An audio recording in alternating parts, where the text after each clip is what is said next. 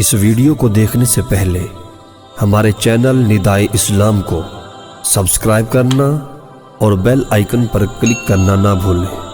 تاکہ نئی آنے والی ویڈیو آپ کو بآسانی ملتی رہے۔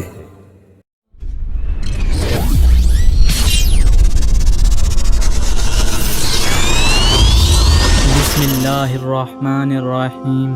قربانی کے جانور کو عیب سے خالی ہونا چاہیے، اور تھوڑا سا عیب ہو تو قربانی ہو جائے گی مگر مکروہ ہوگی، اور زیادہ عیب ہو تو ہوگی ہی نہیں۔ جس کے پیدائشی سینگ نہ ہوں اس کی قربانی جائز ہے، اور اگر سینگ تھے مگر ٹوٹ گئے اور جڑ تک ٹوٹے ہوئے ہیں تو ناجائز ہے۔ اس سے کم ٹوٹا ہے تو جائز ہے۔ جس جانور میں جنوں ہے اگر اس حد کا ہے کہ وہ جانور چرتا بھی نہیں ہے تو اس کی قربانی ناجائز ہے، اور اگر اس حد کا نہیں ہے تو جائز ہے۔ خصی یعنی جس کے خصیے نکال لیے گئے ہیں، یا مجبوب یعنی جس کے خصیے اور عضو تناسل سب کاٹ لیے گئے ہوں، ان کی قربانی جائز ہے۔ قربانی کا جانور اتنا بوڑھا ہے کہ بچے کے قابل نہ رہا، یا داغا ہوا جانور، یا جس کے دودھ نہ اترتا ہو، ان سب کی قربانی جائز ہے۔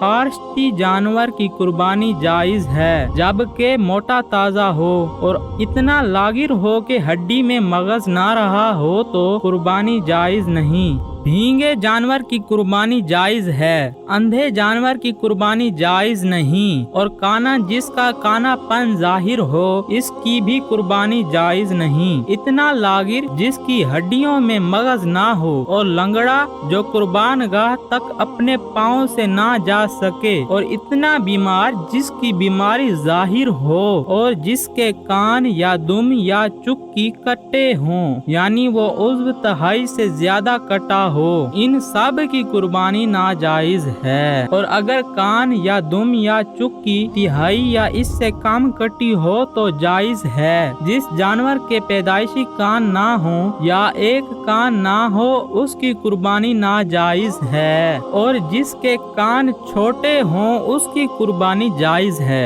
جس جانور کی تہائی سے زیادہ نظر جاتی رہے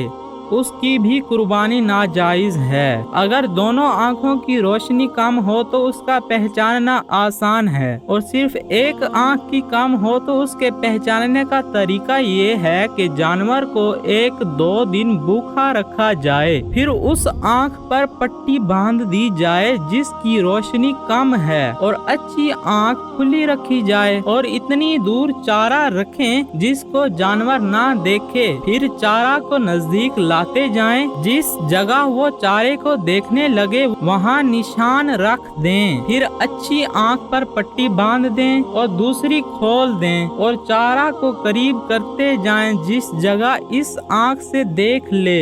یہاں بھی نشان کر دیں، پھر دونوں جگہوں کی پیمائش کریں۔ اگر یہ جگہ اس پہلی جگہ کی تہائی ہے تو معلوم ہوا کہ تہائی روشنی کم ہے، اور اگر نصف ہے تو معلوم ہوا کہ بنسبت اچھی آنکھ کے اس کی روشنی آدھی ہے۔ جس کے دانت نہ ہوں یا جس کے تھن کٹے ہوں یا خشک ہو گئے ہوں اس کی قربانی ناجائز ہے۔ بکری میں ایک تھن کا خشک ہونا ناجائز ہونے کے لیے کافی ہے، اور گائے بھینس میں 2 تھن خشک ہوں تو ناجائز ہے۔ جس کی ناک کٹی ہو یا علاج کے ذریعے اس کا دودھ خشک کر دیا ہو، اور خنسا جانور یعنی جس میں نر اور مادہ دونوں کی علامتیں ہوں، اور جلالہ جو صرف غلیظ کھاتا ہو، ان سب کی قربانی ناجائز ہے۔ بھیڑ یا دمبا کی اون کاٹ لی گئی ہو اس کی قربانی جائز ہے، اور جس جانور کا ایک پاؤں کاٹ لیا گیا ہو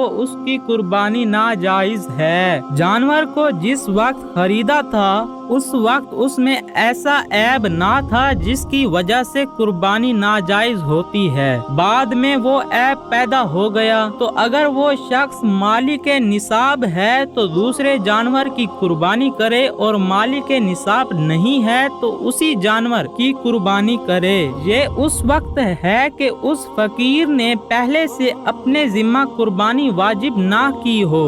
اور اگر اس نے منت مانی ہے کہ بکری کی قربانی کروں گا اور منت پوری کرنے کے لیے بکری خریدی، اس وقت بکری میں ایسا عیب نہ تھا، پھر پیدا ہو گیا، اس صورت میں فقیر کے لیے بھی یہی حکم ہے کہ دوسرے جانور کی قربانی کرے۔ فقیر نے جس وقت جانور خریدا تھا اسی وقت اس میں ایسا عیب تھا جس سے قربانی ناجائز ہوتی ہے، اور وہ عیب قربانی کے وقت تک باقی رہا تو اس کی قربانی کر سکتا ہے، اور غنی عیب دار خریدے اور عیب دار ہی کی قربانی کرے تو ناجائز ہے، اور اگر عیبی جانور کو خریدا تھا اور بعد میں اس کا عیب جاتا رہا تو غنی اور فقیر دونوں کے لیے اس کی قربانی جائز ہے۔ مثلا ایسا لاغر جانور خریدا جس کی قربانی ناجائز ہے اور اس کے یہاں وہ فربا ہو گیا یعنی موٹا تازہ ہو گیا تو غنی بھی اس کی قربانی کر سکتا ہے۔ قربانی کرتے وقت جانور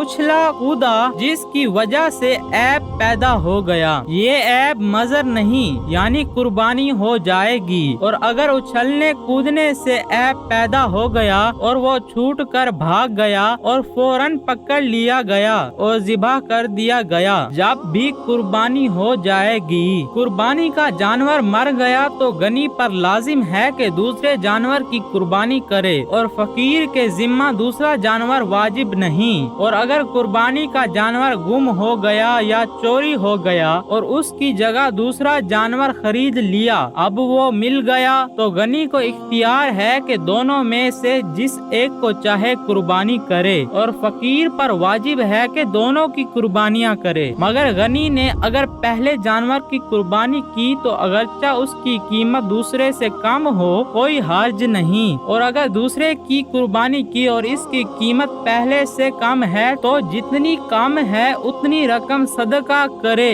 ہاں اگر پہلے کو بھی قربان کر دیا تو اب وہ تصدق واجب نہ رہا۔